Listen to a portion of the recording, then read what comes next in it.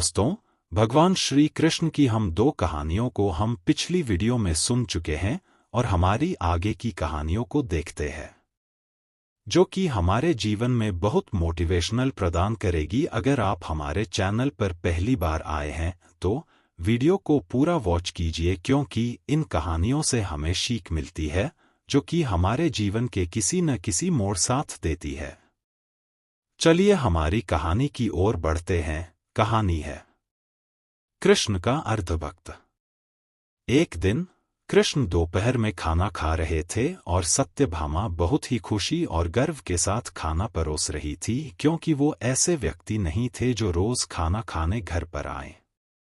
उसे ऐसा अवसर कभी कभी ही मिलता था कि वो उन्हें खाना परोसे, तो वो ये बहुत खुशी और आनंद से कर रही थी। खाने के बीच में ही कृष्ण अचानक उठ खड़े हुए और हाथ धोए बिना ही दरवाजे की ओर दौड़ने लगे। सत्यभामा अवाक रह गई और बोली, अरे ये क्या है? खाना तो खा लीजिए और फिर जाइए। कृष्ण बोले, नहीं, मुझे जाना जरूरी है, और मुख्य दरवाजे की ओर दौड़ पड़े। पर अचानक वे वापस मुड़े और खाना खाने बैठ गए। तब सत्यभामा ने पूछा, आप इस तरह क्यों दौड़ पड़े और क्यों वापस आ गए? ये सब क्या है? कृष्ण ने जवाब दिया, मेरा एक भक्त जंगल में बैठा था और उसके जीवन प्राण ही कृष्ण कृष्ण कृष्ण हो गए थे। मैंने एक भूखे बाघ को उसकी ओर आते देखा तो मुझे जाना पड़ा। मैं दरवाजे तक पहुंचा ही था कि उस बेवकूफ ने पत्थर उठा लिया, तो मैं वापस आ गया। अब उसे अपने आप ही अपनी परिस्थिति संभालने दो। दोस्तों, वीडियो को लाइक भी करते चले। हमारी अगली कहानी है कहानी कृष्ण के सिर दर्द का इलाज। एक बार कृष्ण के जन्मदिवस के अवसर पर उत्सव मनाने के लिए बहुत बड़ी तैयारियां की गई थी। नृत्य, संगीत और भी बहुत कुछ।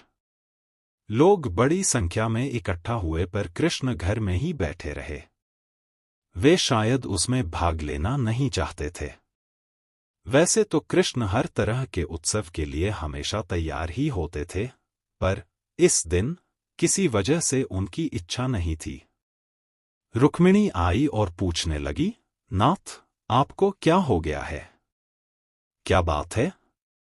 आप उत्सव में शामिल क्यों नहीं हो रहे?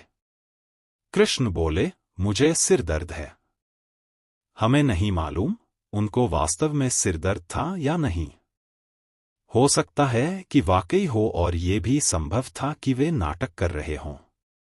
उनमें वो योग्यता थी। कृष्ण बोले, कोई जो मुझे वाकई में प्यार करता हो, वो अपने पैरों की धूल अगर मेरे सिर पर मल दे तो मैं ठीक हो जाऊंगा। रुक्मिणी बोली, हमें वैद्यों को बुलाना चाहिए। तो वैद्य आए। उन्होंने हर तरह की दवाइयां दी। कृष्ण बोले, नहीं, ये सब चीजें मुझ पर असर नहीं करेंगी। लोगों ने पूछा, तो हमें क्या करना चाहिए? तब तक बहुत सारे लोग इकट्ठा हो गए थे। सत्यभामा आई, नारद आए। हर कोई परेशान था। क्या हो गया? क्या हुआ है? कृष्ण को सिर दर्द है। हम उन्हें ठीक करने के लिए क्या करें? कृष्ण बोले, कोई जो मुझे वाकई में प्यार करता हो, वो अपने पैरों की धूल अगर मेरे सिर पर मल दे तो मैं ठीक हो जाऊंगा। सत्यभामा बोली, ये क्या बात हुई? मैं आपसे बहुत प्यार करती हूं, पर यह नहीं हो सकता कि मैं अपने पैरों की धूल लेकर आपके सिर पर लगाऊं। हम ऐसा काम नहीं कर सकते। रुक्मिणी रो रही थी। हम ये कैसे कर सकते हैं? ये तो आपका अनादर होगा, अपमान होगा। हम ये नहीं कर सकते। नारद भी पीछे हट गए। मैं ऐसा कुछ भी करना नहीं चाहता। आप स्वयं भगवान हैं। मुझे नहीं मालूम कि इसमें क्या रहस्य है, पता नहीं इसमें कौन सा जाल होगा। मैं अपने पैरों की धूल आपके सिर पर रखूंगा तो हमेशा नरक की आग में जलूंगा। मैं ऐसा कोई काम करना नहीं चाहता। चारों ओर बात फैल गई। हर कोई सकते में था, हम ये काम नहीं कर सकते। हम सब उन्हें बहुत प्यार करते हैं, पर ऐसा करके हम नरक में जाना नहीं चाहते। उत्सव मनाने के लिए लोग कृष्ण का इंतजार कर रहे थे, पर कृष्ण अपना सिरदर्द लेकर बैठे थे। फिर ये बात वृंदावन तक पहुंची।